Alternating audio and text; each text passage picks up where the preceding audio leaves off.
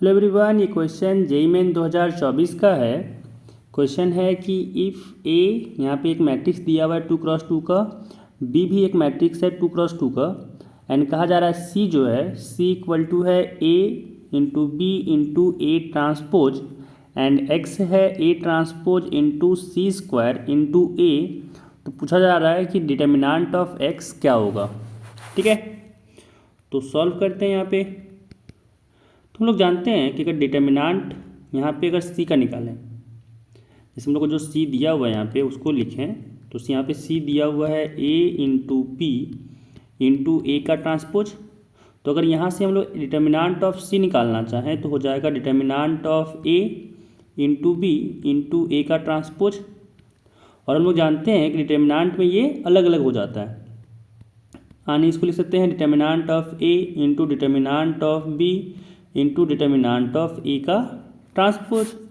और हम लोग ये भी जानते हैं कि डिटर्मिनेंट ऑफ ए निकालें या फिर डिटर्मिनेंट ऑफ ए ट्रांसपोज निकालें, दोनों का वैल्यू सेम आएगा। तो यहाँ पे हम लोग इसको अगर देखें तो determinant of A into determinant of A transpose है, तो इसको हम लोग लिख सकते हैं determinant of A square into determinant of B. ये डिटर्मिनेंट ऑफ सी की जगह पे लिख सकते हैं। अब ये तो रियल नंबर ही आएगा, डिटर्मिनेंट ऑफ ए हो, डिटर्मिनेंट ऑफ बी हो या फिर डिटर्मिनेंट ऑफ ए ट्रांसपोज हो, ये तीनों तो रियल नंबर आएगा। और रियल नंबर को हम लोग मल्टीप्लिकेशन में आगे पीछे लिख सकते हैं, कोई इसमें चेंज नहीं आएगा। ठीक है, तो यहाँ से हम लोग का डिटर्मिनेंट ऑफ सी आ गया। अब यहाँ पे हम लोग जो एक्स देखें, तो यहाँ पे एक्स दिया हुआ है A transpose into C square into A, है ना। तो यहाँ पे अगर हम लोग डिटर्मिनेंट ऑफ एक्स निकालना चाहें तो हो जाएगा determinant of A transpose into C square into A, यानी यहाँ पे हो जाएगा ये डिटर्मिनेंट ऑफ, अगर यहाँ पे अलग अलग कर दें तो हो जाएगा डिटर्मिनेंट ऑफ ए का ट्रांसपोज और यहाँ पे डिटर्मिनेंट ऑफ सी स्क्वायर,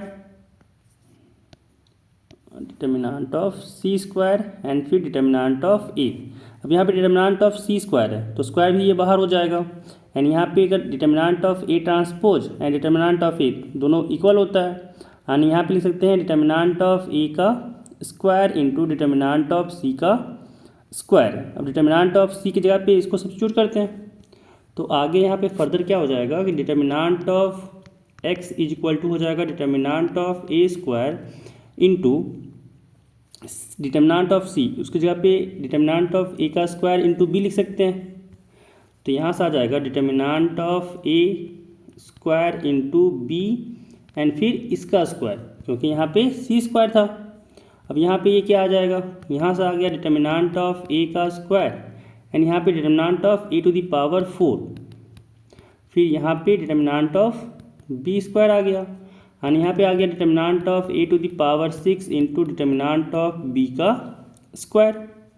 अब यहाँ पे निकालते हैं पहले डिटर्मिनेंट ऑफ ए एंड फिर निकालेंगे डिटर्मिनेंट ऑफ बी, फिर इसका वैल्यू को पुट कर देंगे। तो यहाँ पे डिटर्मिनेंट ऑफ ए अगर निकालना चाहें तो हो जाएगा यहाँ से √2 1 - 1 √2, एलिमेंट है √2 1 - 1 √2। तो यहाँ से आ गया √2 इंटू √2 2 माइनस, फिर -1 इंटू 1 हो जाएगा -1, यानी माइनस माइनस यहाँ से प्लस आ गया, यानी डिटर्मिनेंट ऑफ ए आ गया 3। अब निकालते हैं डिटर्मिनेंट ऑफ बी, तो यहाँ पे हो जाएगा 0 1 1 0 दिया हुआ एलिमेंट, यानी यहाँ पे हो जाएगा 1 0 1 1। यहाँ पे डिटर्मिनेंट हो गया 1 इंटू 1 तो 1 आ गया, माइनस 1 इंटू 0 तो यहाँ पे 0 हो गया, दिस इज इक्वल टू 1। अब यहाँ पे सारा वैल्यू पुट करते हैं तो डिटर्मिनेंट ऑफ ए का वैल्यू आया है 3, यानी 3 to the power 6 into determinant of B आया है 1, तो 1 का स्क्वायर तो 1 ही रह जाएगा। अब यहाँ पे 3 टू द पावर 6 है एंड 3 टू द पावर 6 का वैल्यू क्या होता है 729। तो यहाँ पे ऑप्शन कौन सा सही होगा, ऑप्शन बी 729।